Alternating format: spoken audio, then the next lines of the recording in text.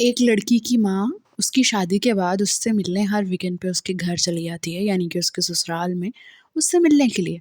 और एक दिन तंग आकर वो अपनी अम्मा को कहती है कि यार आपको अपने घर में कोई काम नहीं है, आप क्यों आ जाती हो हर वीकेंड पे मुझसे मिलने के लिए। कैसा लगेगा ये सीन देखने में या सुनने में? बुरा लगेगा ना। मतलब उसकी माँ तो उसकी मोहब्बत में आती है, उसे मिस करती है तो मिलने आती है ना उससे। तो ऐसी लड़की को तो दो थप्पड़ लगाने को दिल करेगा ना। तो same goes with the parents ना। अगर कोई आपकी बेटी, कोई नहीं, आपकी बेटी शादी के बाद आपसे मिलने आती है और वो अफ़ोर्ड कर सकती है, वो अपने घर में इतनी खुशहाल है कि वो कुछ दिनों बाद आपसे मिलने आ जाती है, तो कौन-सी माँ है यार जो ऐसे मुँह पे कह देती है कि तुम्हें और कोई काम नहीं है जो तुम यहाँ पे चली आती हो? That was so rude. और एक औरत जिसने बच्चा बियर करना है, जिसने उसे पैदा करना है और उसे पालना है, क्या उसकी मर्ज़ी इम्पॉर्टेंट नहीं है कि वो फैमिली शुरू करना चाहती है या नहीं? बहुत सारी मूवीज़ में और बहुत सारे रियल लाइफ केसेस में ऐसा होता है कि शौहर हज़रात अपनी बीवियों से ये कहते हैं कि अभी हमारे माली हालात ठीक नहीं है, इसलिए वो can not afford a family. फ़िलहाल हम कपल बन के रहें यही बहुत है, क्योंकि मैं अफोर्ड नहीं कर सकता अभी बच्चे पालना। तो क्या वहाँ बीवियाँ नहीं चुप करती? हालाँकि उनका भी तो दिल होता है कि उनकी फैमिली बने।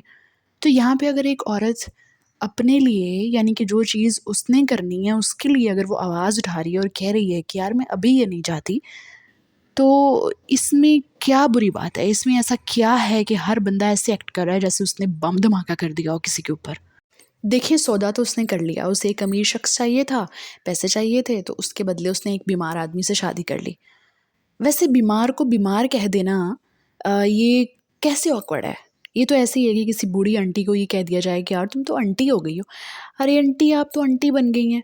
तो वो आंटी है तो उसे आंटी कहा जा रहा है ना। तो इसमें ऑकवर्ड है, ये रूड है। आंटी को क्या छोटी बच्ची कहना शुरू कर दें? बीमार को हम एक सेहतमंद प्लेयर के साथ मुशाहबत देना शुरू कर दें? ऐसा नहीं होता।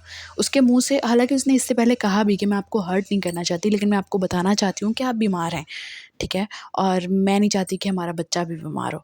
सो these people are acting so logicless, इतना अजीब एक्ट कर रहे हैं, हालाँकि वो एक बेसिक रूल्स की बात कर रही है, जो बेसिक नीड्स होती हैं लाइफ़ की।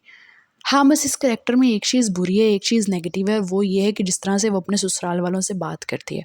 उसकी नंदें, उसका देवर उसका इतना ख़्याल करते हैं क्योंकि वो अपने भाई से प्यार करते हैं ना।